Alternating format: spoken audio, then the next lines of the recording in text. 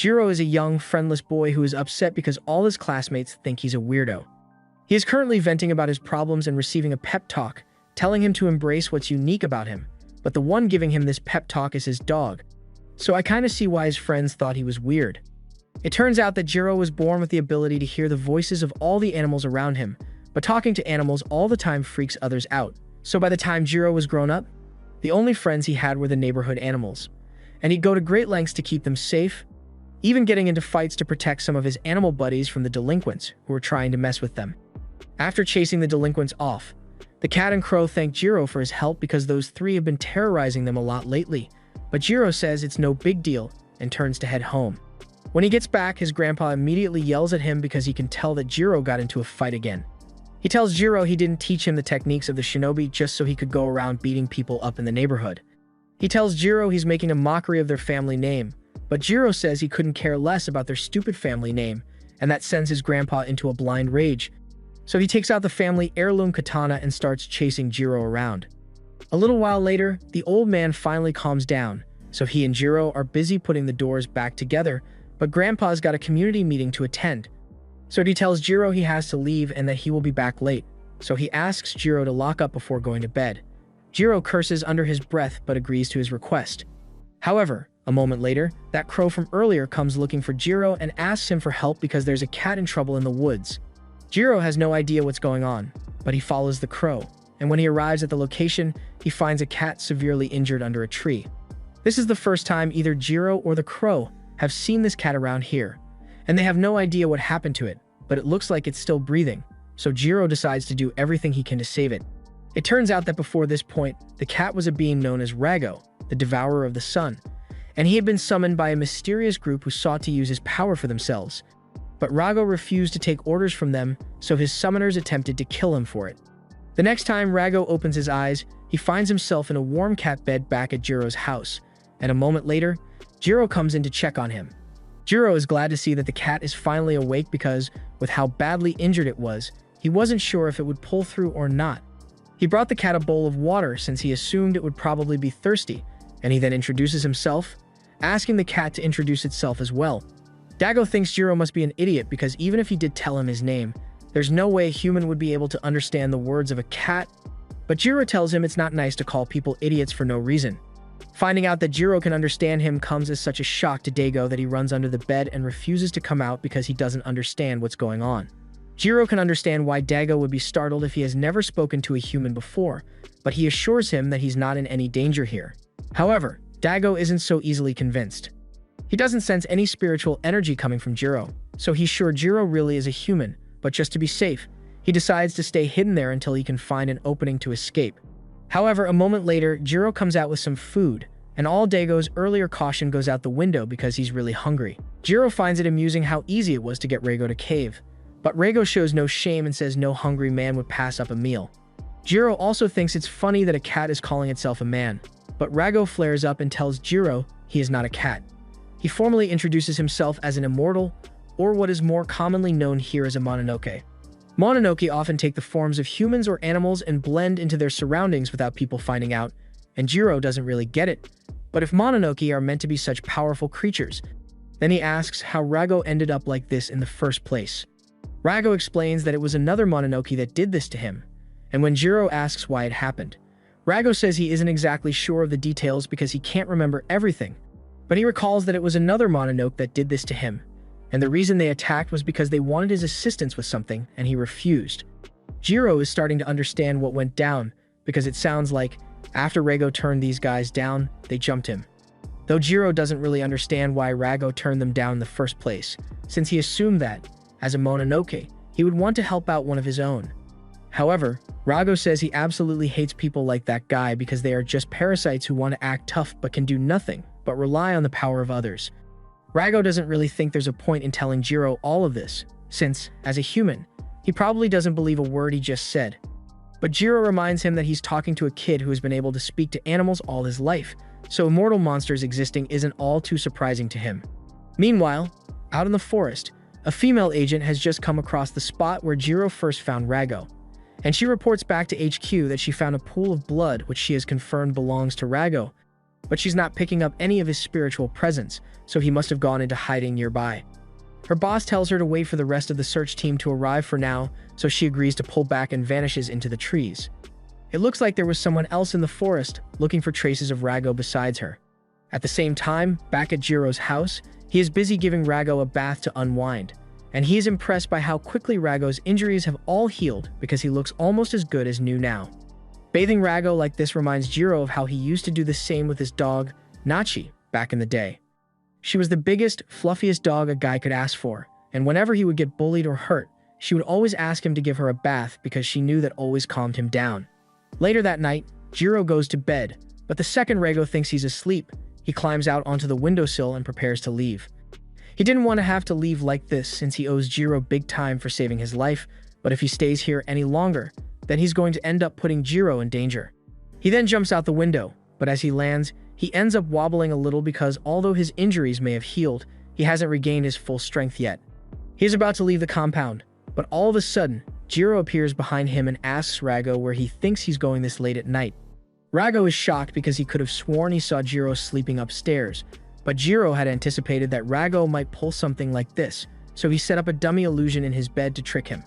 Cheap tricks aside, Rago tells him he doesn't need to concern himself with his affairs anymore because he has already done more than enough, but Jiro refuses to accept that and reminds Rago that he's the one who saved his life, so Rago is his responsibility until he is fully recovered. Rago tells Jiro that he never asked him for his help, and in fact, he would have been perfectly fine with dying out there if Jiro hadn't shown up. Jiro keeps arguing with him, but Rago eventually loses patience and reminds Jiro that he is still a Mononoke, a human-eating monster, and it is in Jiro's best interest to just go back to bed and pretend they never met. But all of a sudden, a random guy walks into Jiro's compound and interrupts them. Jiro has no idea who this guy is, but he tells him to get out of here because he wasn't invited. However, the man calls Jiro an ignorant human and transforms his arm before charging at him. This catches Jiro off guard, so he isn't able to react in time. But Rago refuses to let him die like that, so he jumps up and pushes Jiro out of the way before leading the guy out into the forest. He is doing his best to escape, but since he hasn't recovered his strength yet, the demon is easily able to catch up to Rago and pummel him to the ground in no time. He tells Rago that it's not too late to stop and agree to help his side because they put a lot of effort into breaking the seal that kept Rago imprisoned, and they'd hate to have to kill him for not cooperating, but Rago scoffs in his face and tells him that if he wants his power so bad, then he's going to have to risk his life to come get it. The demon then charges at Rago with full force, but before he could hit him, Jiro comes out of nowhere with his family katana and slashes the demon across the arm. Rago can't believe Jiro actually came back and calls him a fool for wasting the opportunity he bought him to escape, but Jiro says he couldn't just leave Rago to die out here to that thing. And besides, if the demon actually did manage to kill Rago, it probably would have come back for Jiro as well, so this was the best option he had. The demon fully transforms and prepares to attack Jiro, but he does find it rather surprising that Jiro isn't fazed at all by his monstrous appearance. He also notices the patterns on the katana and the stealth abilities Jiro showed earlier, and he surmises that Jiro must be one of the shinobi. The demon then charges at him and throws a punch, but although it was sure it had hit him, when it looks at its fist, all it sees is a piece of cloth, because Jiro had actually dodged and was preparing to attack from above. However, while it may have been a good plan, Jiro severely underestimated just how fast the monster really is, because before he could hit it, it had already flashed step behind him and stabbed Jiro through the back with its finger. Jiro attempted to get off one final attack on the demon, but it leapt back to dodge it, and it's impressed that he could even think of attacking with a wound like that, but it doesn't matter now because there's no way Jiro can survive something like that. Rago walks up to Jiro and looks at his dying body with guilt because he knows this would never have happened to Jiro if it weren't for him. But when the demon sees Rago looking at Jiro like that, he assumes he must be thinking about eating him since eating a human would help Rago regain his full power. He agrees to let Rago have Jiro's body in hopes that it will make him change his mind about offering his assistance, but Rago intends to do no such thing. It's true that eating Jiro would allow him to regain his power, but he owes Jiro too much to do that to him or let him die here. So instead, Rago decides to let Jiro eat him. He then transforms and flies into Jiro's body, releasing a large amount of energy as Rago's true power is finally released, and the demon can't believe that Rago would actually betray Mononoke kind like this and hand his power over to a human. Jiro regains consciousness as his wounds are healed with Rago's power, but he has no idea what's going on, and he is startled by all the dark smoke coming out of his body. Just then, he hears Rago's voice in his head, telling him to stop messing around and pay attention because they are still in the middle of a fight. The demon attacks Jiro again, but this time, Jiro's body is fast enough to dodge his attacks, and he manages to avoid being impaled a second time. However, he has no idea how to actually take the demon down. But that's where Rago comes in. He tells Jiro that all he needs to do is make a fist, and he will handle the rest for him. Jiro doesn't really understand what that's supposed to mean, but he goes along with it, and as he throws a punch, Rago uses his energy to blow a hole straight through the demon's torso, killing it in one hit. Jiro is still in disbelief about everything that just happened, but before he could even take a moment to think things through, he is suddenly surrounded by agents from the Espionage Bureau who came here in response to the spiritual disturbance, and he is knocked out so he can be taken in for questioning. The next thing Jiro knows, he finds himself in a hospital bed with the girl who knocked him out standing right next to him, and once she realizes Jiro is awake, she gives a quick call to her chief to let him know Jiro is conscious again. Jiro still has no idea who she is, so he asks what's going on, and Rago pops out of his chest to say he's just as confused as Jiro is right now. Just then, Ichika notices Rago sitting on Jiro's head, and Jiro finally realizes it a moment later, so he starts yelling at Rago to get off him. And a moment later, Ichika's boss finally arrives to check on Jiro. He says he's glad to see that Jiro seems perfectly fine, and he also asks Rago how he's doing, but Rago doesn't feel like talking to him right now. Mild animosity aside, Ryosuke is surprised by how calm Rago is, because he was expecting him to be a lot more confrontational than he is now. Ryosuke introduces himself as the head of the Mononoke division and Ichika as his subordinate, and since Jiro wants an explanation about everything that's going on right now, Ryo decides to start by asking him if he knows about the Oniwaban, and Jiro remembers learning a bit about them.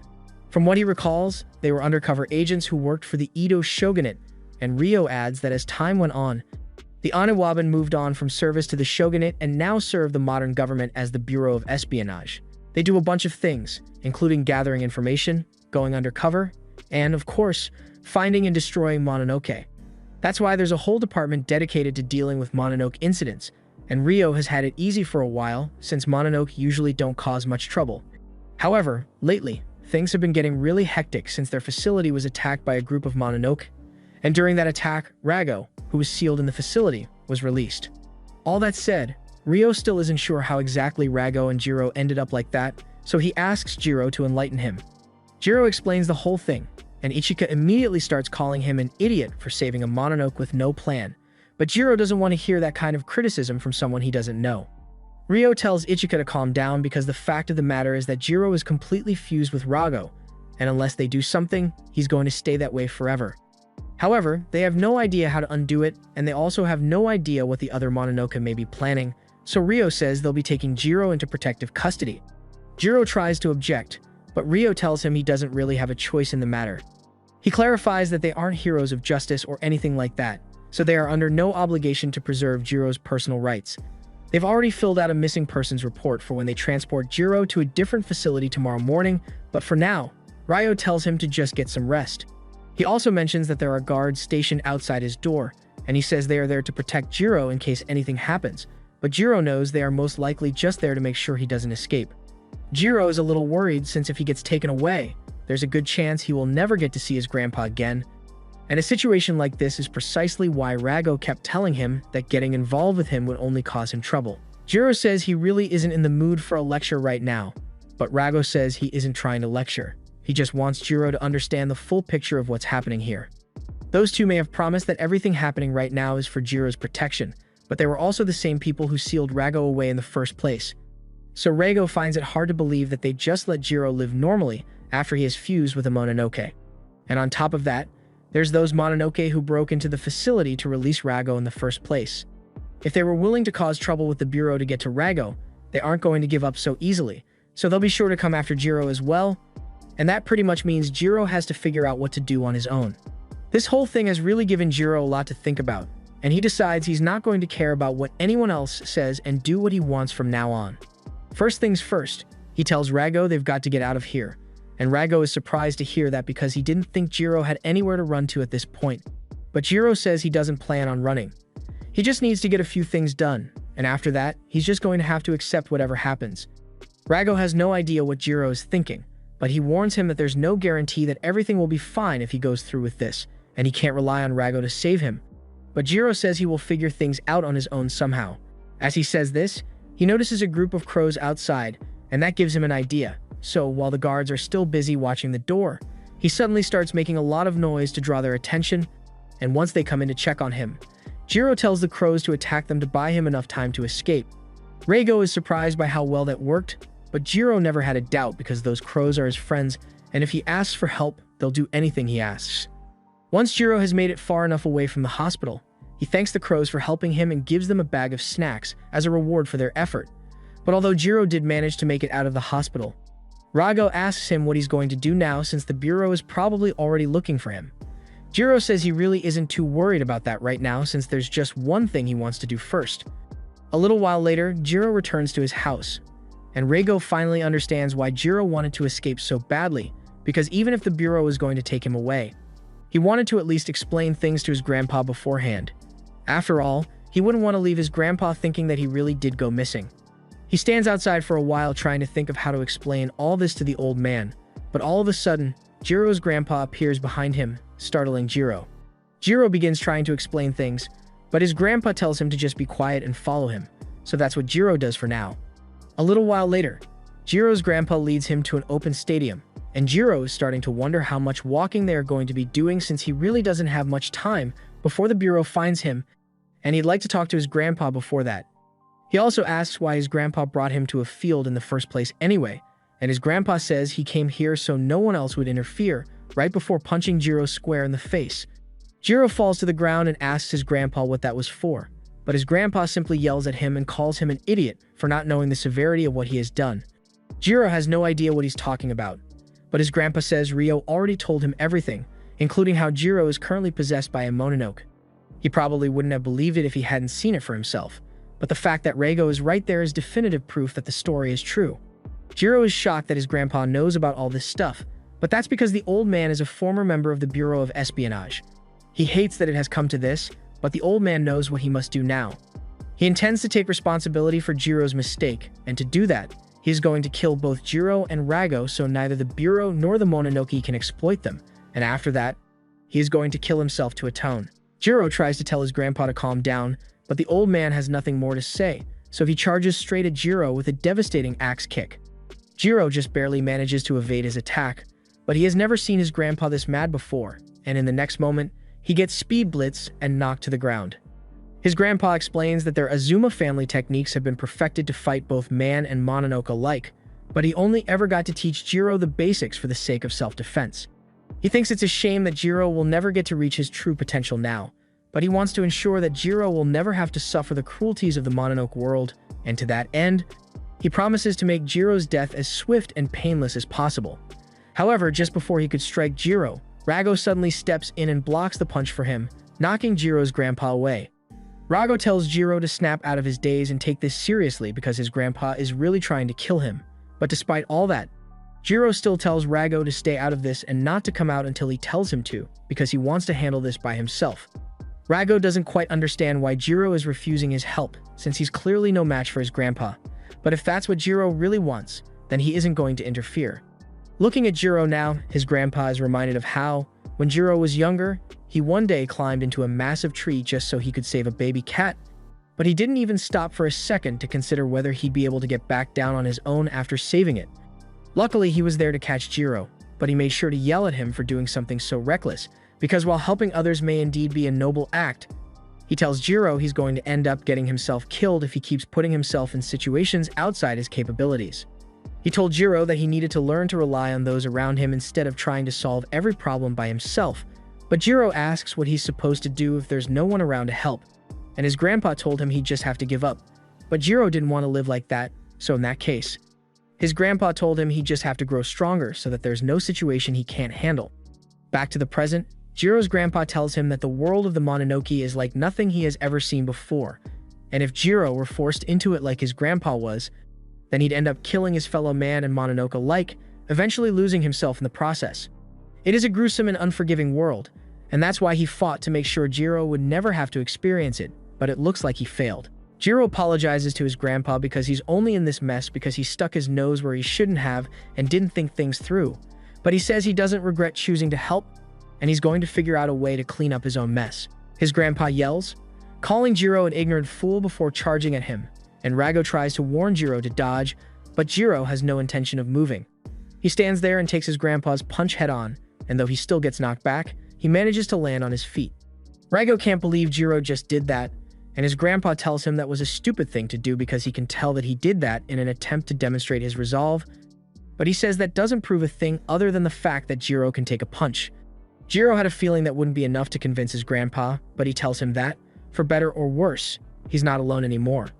So if he can't do it on his own, he can always rely on Rago. He then tells Rago to do the thing, but Rago has no idea what he's talking about and makes Jiro look stupid for trying to act cool just now, so the two start arguing. Seeing this, his grandpa is reminded of what he told Jiro about finding people he can rely on, and simply by looking at those two, although they may be arguing, he can tell that when push comes to shove, Rago would risk his life to protect Jiro, and Jiro would do the same.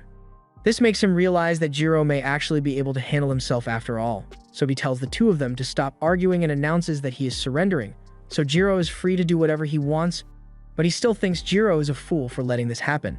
Later that night, they all return home, and Jiro has a nice long soak in the bath to take the edge off after everything that happened today. He also apologizes to Rago for dragging him into this mess and acting selfishly earlier, but Rago says it doesn't bother him that much. He just asks that Jiro rely on him more so he doesn't end up getting hurt as much next time, and Jiro agrees. Although he's got no idea what they'll have to deal with from now on since he's going to have to work with the Bureau of Espionage starting tomorrow. The next morning, Jiro packs a bag with all of his essentials since he knows the Bureau is going to be here to take him away any minute, and Rago asks him if he's sure about going with them so willingly since he has no way of knowing what they might have in store for him, but Jiro says there's no use in worrying about it now since, with the current situation, it's not like he has much of a choice. Even if he tried to run, the Bureau would just keep chasing him, and dragging his grandpa into all of this again is the last thing he wants, so he figures it's better to face whatever comes next head-on. He then heads out to meet up with the agent the Bureau sent to pick him up, but he is shocked to see that the agent who was sent was actually Ichika, and he really doesn't get along well with her. She says she's here to make sure Jiro doesn't escape again like last time, and she then points to the transport truck, telling Jiro he's going to be riding in the back with her until they get to HQ. Jiro really doesn't like that he's going to be stuck with Ichika, but he doesn't have much of a choice, so he says his final goodbyes to his grandpa and gets in the truck. However, he wasn't expecting handcuffs to be slapped onto his wrists the second he got in with Ichika. He asks her if this is really necessary because there's no need to treat him like a prisoner when he's cooperating, but Ichika tells him he pretty much is a prisoner as far as she's concerned because he's no longer fully human. She honestly has no idea why the higher-ups are so keen on keeping him alive, but her job is to make sure Jiro gets there safe and sound, and she's going to take it seriously, even if it means guarding a freak like Jiro. Jiro really doesn't appreciate being called a freak, especially when he was trying to be nice to Ichika since she's a girl, but Ichika takes offense to that statement because she thinks Jiro is looking down on her, so she punches the wall and threatens Jiro to watch what he says around her. But just then, Rago materializes and asks the two if they could keep it down because he's trying to sleep. But that aside, Rago says he's surprised that the Bureau would send a little girl like Ichika to guard them, and he figures they must really be short-handed if they are sending kids into battle like this. Ichika tells Rago to shut up because she doesn't want to hear any criticisms from a Mononoke, but Rago tells her she has bigger problems to worry about because, although she hasn't realized it yet, they are about to get into a lot of trouble here. As Rago says this, the truck drives into some dense fog, and the two drivers are trying to figure out why it suddenly got so foggy, but then this happens, and the truck crashes shortly after. Ichika and Jiro get flung around in the back of the truck as it crashes, and Ichika has no idea what's going on, but she can tell it isn't good, so she tells Jiro to wait in here while she goes to check it out. As she leaves the truck, she is shocked to find out that they are now in a spectral zone, and she has no idea how she didn't realize it before now. But it's too late to worry about that now because, just then, the two Mononoke show themselves. They've already devoured both drivers, and they are clearly after Rago, so Ichika equips her gear and prepares to take them down. First, she tries using good old reliable, a gun, but unfortunately, bullets have no effect on the big guy, and the smaller one is too fast for her to shoot, so she is forced to switch to her melee weapon to defend herself. The small one knocks her backward into the big one, but Ichika manages to reposition herself with her knife and slash across the big one's arms as she dodges its punch. However, even though she was able to slash it multiple times, none of the slashes went very deep because its body is extremely dense. She realizes she's not going to be able to damage that one with the weapons she has on hand right now, and the other one's speed is a real problem as well because the second Ichika gets distracted, it sneaks up behind her and smacks her into the side of the truck. Jiro sees the dent from inside, and he wonders what's going on out there since he thought they were just meant to be heading to the bureau. But Rago explains that Ichika is probably getting attacked by a Mononoke right now, and by the sound of things out there, she's getting her ass beaten. Jiro is surprised and asks how that's possible, so Rago explains that while he and Ichika were arguing, the truck must have slipped into a spectral zone. Jiro doesn't know what spectral zones are, so Rago explains that it's pretty much a dimension entirely separate from the mortal world, otherwise known as the realm of the Mononoke. He adds that humans can sometimes wander into one by accident, but getting out isn't always easy once they've crossed over. Jiro still doesn't really get it, but it doesn't matter right now because, from the sound of things out there, Ichika is going to die if he doesn't do something to help her soon, so he asks Rago to help him get these handcuffs off. However, Rago says he can't do that. Those handcuffs are made of a special material that negates all spiritual energy, so Rago isn't capable of destroying them in his current state. Jiro is starting to get really frustrated, so he decides he's just going to go out there and force Ichika to take the handcuffs off him herself so he can help. However, Rago tells him he might be better off just letting it play out. After all, just like the Mononoke, the Bureau is simply trying to take him so they can use him for their own personal gain, so it would be in his best interest to just let them keep fighting and escape while he can. Rago's reasoning makes sense, but at the end of the day, the facts of the matter are that Ichika is currently fighting to protect Jiro, even if it's just because of orders, and Jiro isn't the kind of guy who'd just sit by and watch someone die protecting him, even if she's pretty rude, so he's going to help her. Just then, the big Mononoke ends up punching the van, which sends Jiro flying out onto the grass, and when the Mononoke see him, they recognize Jiro as the target they were sent here to collect. Their orders are to bring him back alive, so they tell him that if he surrenders, they won't hurt him. But Jiro completely ignores them and starts yelling at Ichika to hurry up and unlock these handcuffs so he can help, but to his surprise, she refuses because she says she'd never want to work with a Mononoke like him. Just then, the two Mononoke attack, so Jiro and Ichika are forced to dodge backward, and Jiro tells Ichika to get over her petty bias and let him help because if she doesn't, they're both going to end up dying here.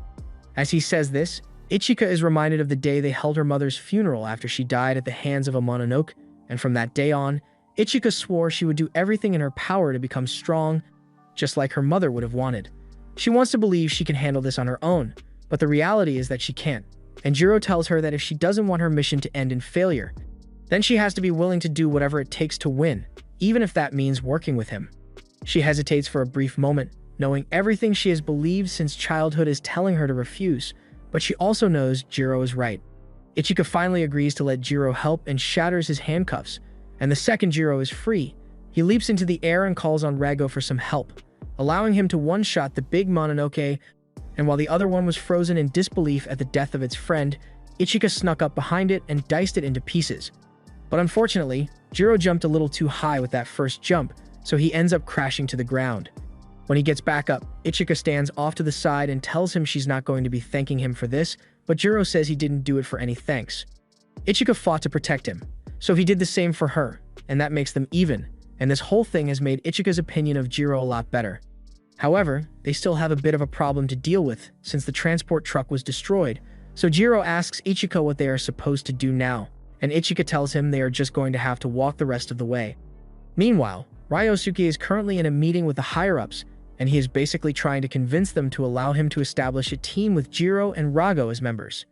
The council members think that's a terrible idea at first, but Ryo explains that Rago has yet to show any hostility toward them, and he seems to be cooperating with Jiro at the moment, so it should be possible to work with him.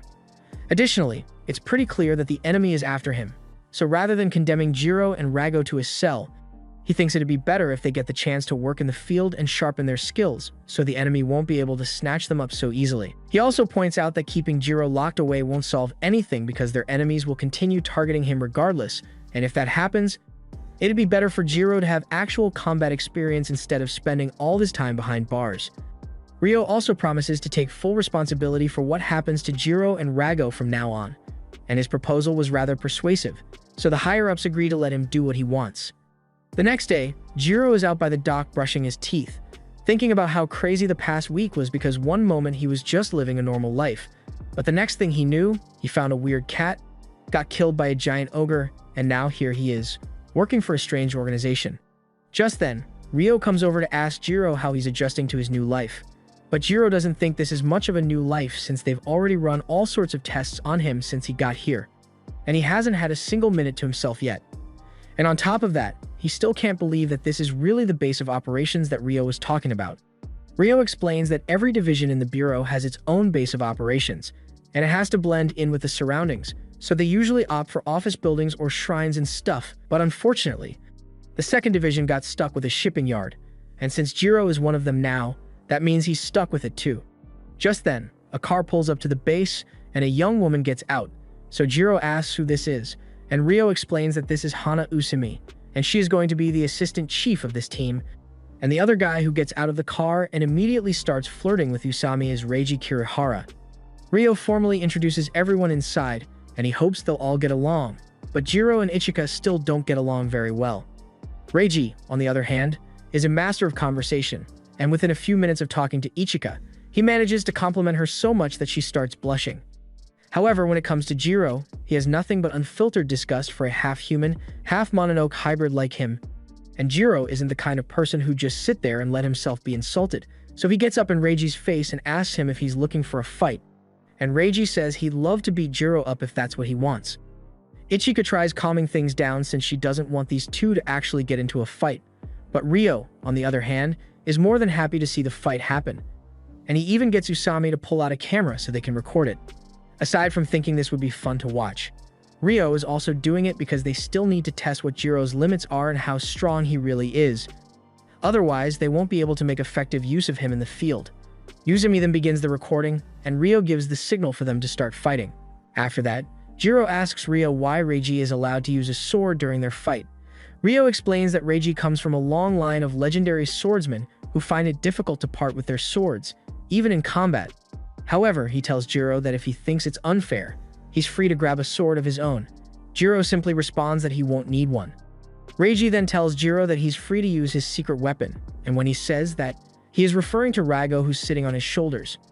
But Jiro calls Reiji a dumbass for thinking Rago is some kind of weapon. He explains that this is supposed to be a fight between the two of them, and nobody else is going to interfere, and that includes Rago. Rago agrees to let Jiro handle this on his own, and since there's nothing else for him to do right now, he decides to go back to sleep. Seeing this, Reiji then drops his sword and turns around because clearly thinks Jiro is too weak to fight him properly, so he decides to give him a handicap instead. He tells Jiro that he can attack whenever he wants, and he even promises to keep his eyes closed while doing it. Hearing that immediately pisses Jiro off, so he charges straight at Reiji before suddenly leaping into the air. Usami assumes Jiro jumped so Reiji wouldn't be able to use the sound of his footsteps to judge exactly how far away he was. But Ryo doesn't think such a simple trick is going to work on someone like Reiji. A skilled swordsman like Reiji doesn't rely on simple things like distance or sound to fight. Even when those senses are taken away, experienced swordsmen can rely on their sixth sense to detect their opponent's movements. A moment later, Reiji proves Ryo right because the second Jiro gets within range, he suddenly picks up his sword and strikes Jiro at exactly the right moment, sending him flying backwards. After that, Reiji prepares to walk away and tells Ryo they should probably end the fight here since he wouldn't want to accidentally kill Jiro by hitting him too much. But just as he's about to leave, Jiro gets back on his feet and tells him that the fight is only getting started because he barely felt that strike, and Reiji admits that if nothing else, Jiro's resilience is praiseworthy. The two charge at each other once again, but just as they're about to collide, Jiro suddenly shatters Reiji's sword. He then slips behind him and lands a powerful punch right across his face. Ryo is completely impressed by what he just witnessed because he never expected Jiro to pull off something like that.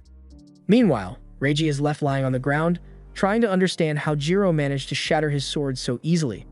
Jiro asks if he's finally ready to give up, but Reiji simply gets back to his feet and tells him that the fight is only just beginning for him as well. The two continue battling while Ichika asks Ryo if he really thinks this fight will be enough to convince the higher-ups. Ryo confirms that it will. He explains that this battle is the perfect opportunity to test their toughness and determination, allowing the higher-ups to see exactly how much they can endure and how far they're willing to push themselves. A few hours later, Reiji wakes up and sees Jiro sitting beside a truck. He asks where everyone else went, but Jiro has no idea since he says he just woke up a few minutes before Reiji did. Jiro then tosses him a can of soda, and since both of them passed out, Reiji thinks they should count this as a draw, but then again, Jiro did manage to wake up first, so the victory should technically go to him. However, Jiro says Reiji should be the one to claim victory, because if Reiji had really wanted to, he probably could have killed Jiro with his first strike. And Jiro's trick of breaking Reiji's sword only worked because they were using wooden swords, and if it had been a real blade, Jiro knows he would have lost his arm pulling a stunt like that, which is why he thinks Reiji deserves the win instead. Hearing that makes Reiji think Jiro has finally decided to act mature for a change, but the moment he opens the can of soda, it explodes all over his face because Jiro had shaken the hell out of it specifically to prank Jiro. Meanwhile, Usumi asks Ryo if he thinks the recording of Jiro and Reiji's fight will be enough to convince the higher-ups. Ryo tells her not to worry because the video was never meant to convince anyone of anything. The real tests will begin tomorrow when they head into the field. Usami still thinks it's too early to send Jiro and Reiji on a real mission, but Ryo disagrees. He believes there's no better experience than actual fieldwork, and if everything goes according to plan, they might finally uncover the identity of their true enemy. A little while later, Jiro and the others put on their new uniforms. Ryo admits they actually look pretty cool before telling them to press the button on their wrists. They all do as instructed, and their combat suits instantly transform back into their normal clothes. Jiro then double taps the button, causing his body to become semi-permeable. Ryo explains that the ability comes with a major drawback. Every time they use it, the suit's efficiency drops, so they should only activate it when absolutely necessary. About an hour later, the group arrives at a shrine, and they stop for a little while to pray and ward off any evil spirits, but Jiro still has no idea what any of this has to do with their mission. Reiji then points out that, if he had to guess, the shrine is probably one of the Bureau's facilities, and he's totally right. As they head toward the shrine office, Jiro notices a mysterious hooded man casually chomping away at a Snickers bar. However, he doesn't have much time to think about him because he quickly catches up with everyone else. That's when they run into a problem. Ryo completely forgot to make an appointment. Fortunately, he manages to sweet-talk his way into getting them access to the facility. It isn't long before they discover a hidden staircase, and the group heads deep underground until they arrive at the 7th Reality Sanctum. Ryo explains that this is the exact place where Rago was sealed away. The entire area is made from a rare type of rock known as obsidian, and this location contains the largest deposit of obsidian ever discovered. Ryo decides to split everyone up and says he and Ichika will question potential witnesses, while Jiro and Reiji stay behind and investigate what happened to Reigo on the day he was sealed away. As Ryo and Ichika leave, Ichika wonders if it's really a good idea to leave Jiro and Reiji alone together, but Ryo feels they'll probably work better without the two of them around. Meanwhile, Jiro asks Reigo why he was sealed inside the obsidian in the first place. Reigo honestly admits that he can't remember. Reiji explains that when a Mononoke is sealed away, it's essentially forced to possess another object. The process consumes all of its energy, leaving it completely incapable of breaking the seal on its own. Normally, Mononoke reside inside living beings, but sealing one away forces it to inhabit an inanimate object instead. To a Mononoke, that's basically the equivalent of an eternal punishment. Reiji can't say exactly how long Rago remained trapped inside the obsidian, but he does know one thing. Rago was incredibly lucky to escape with nothing worse than amnesia. He then asks Rago to explain everything he remembers about the day he was freed and who he was with at the time. Meanwhile, Ryo and Ichika arrive at the control room, only to discover that all the security footage has been completely wiped. Ryo questions the man in charge and asks who was on duty that night. The man explains that the two staff members assigned to the control room had mysteriously disappeared before the commotion even started. After gathering all the information they can, Ryo steps outside to light a cigar. The more he thinks about everything they've discovered, the stranger the entire crime scene feels. With that in mind, he and Ichika decide to head back and regroup with the others. Meanwhile, Rago finally starts recalling everything he can remember about the day he was freed. He remembers waking up to the cold touch of stone beneath him, while the air around him was stale and thick with the smell of mold. He could barely move, but somehow managed to force his eyes open just enough to see several Mononokes standing around him, along with a strange man speaking through a tablet.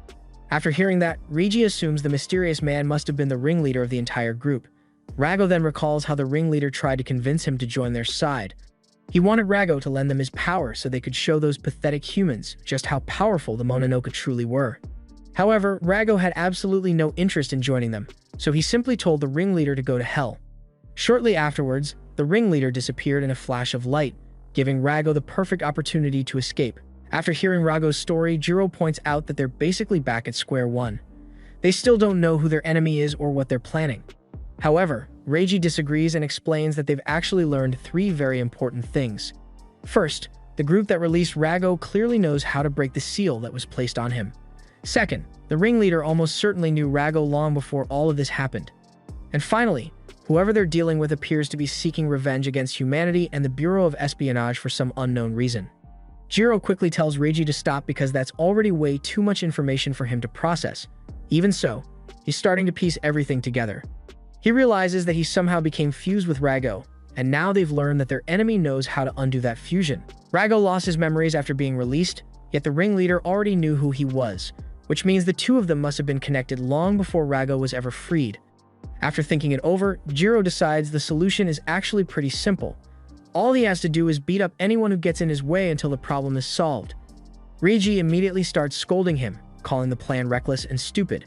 He can't believe Jiro is seriously planning to charge into danger without thinking anything through first, but before their argument can continue, Jiro suddenly notices someone standing behind them.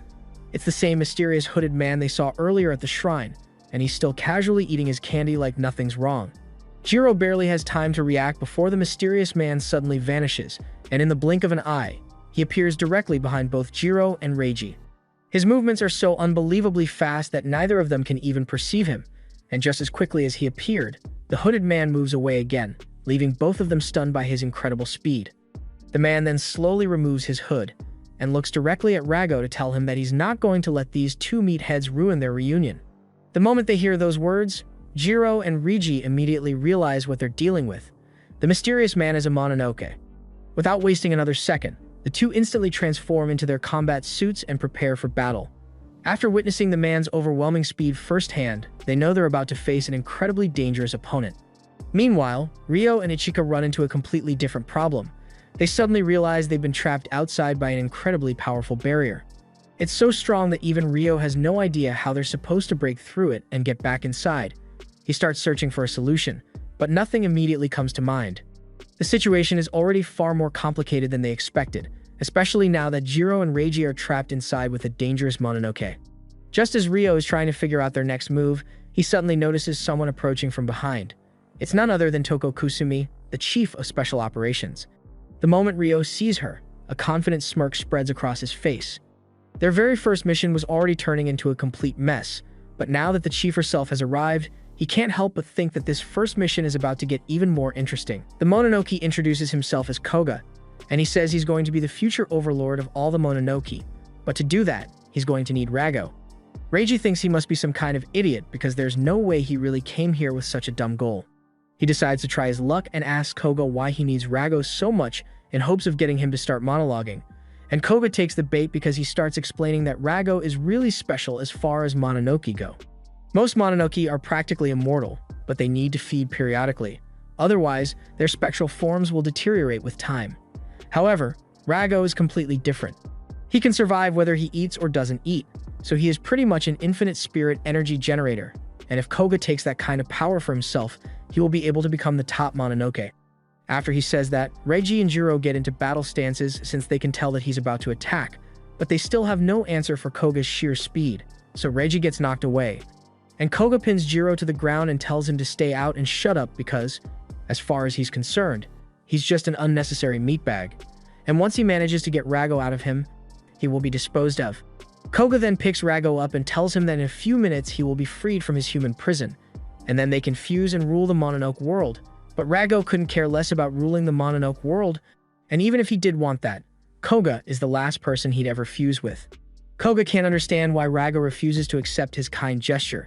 But just then, Jiro grabs Koga's leg to keep him from moving, and with Koga unable to move, Reiji is able to get into position to use his special move. He unleashes a powerful slash which does some damage to Koga and forces him back, but Reiji had actually intended for that attack to split Koga clean in two, so he realizes that this is going to be a tough battle. By now, he's sure the others must have realized that they are in trouble down here, but there's no way of knowing how long it will take before they get here, so they need to work together to survive. Koga is infuriated by the fact that Reiji and Jiro actually think they stand a chance against him just because they outnumber him. He declares that first, he is going to slaughter Reiji, and he's going to leave Jiro alive for Rago's sake, but not before separating his arms and legs from his body.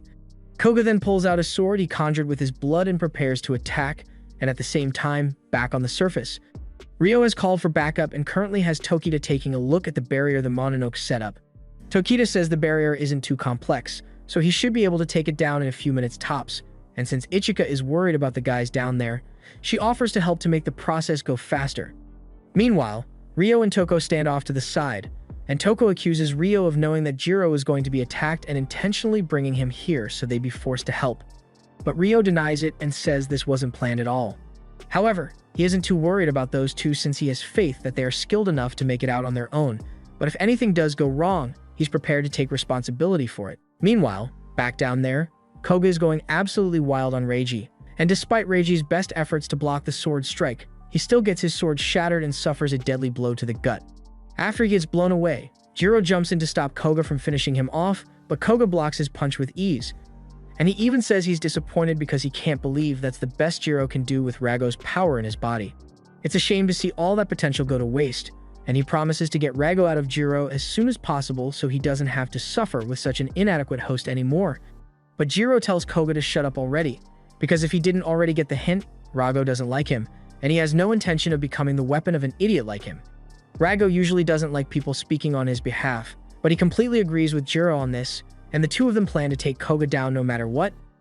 So Jiro channels as much of Rago's power into his fist as possible, and he then proceeds to hit Koga with the devastating blow. Jiro was sure that a punch like that would definitely be enough to defeat Koga, but as the dust clears, he is horrified to see that all it did was damage Koga's sword and injure him a little. Koga praises Jiro for finally making some good use of Rago's power since that last attack was actually decent, but just as he's about to keep fighting, they suddenly hear an explosion over by the entrance, and Jiro is confused since he has no idea what that was, but Koga can tell that it must mean they managed to get through his barrier upstairs and reinforcements are on their way here right now. Koga isn't too confident about his chances against seasoned veterans, so he decides to pack up for today and head home, and Jiro yells, calling him a coward for running away in the middle of their fight. But Koga reminds him that he could have killed Jiro at any point during the battle, and the only reason he didn't was because doing so would have killed Rago as well, so he's going to come back when he is better equipped to take Rago for himself. Shortly after Koga leaves, the reinforcements arrive, and a few minutes later, everyone is brought outside. Koga tells Ryo that there are going to be severe consequences for this since this unauthorized mission resulted in unnecessary danger and damage to the facilities.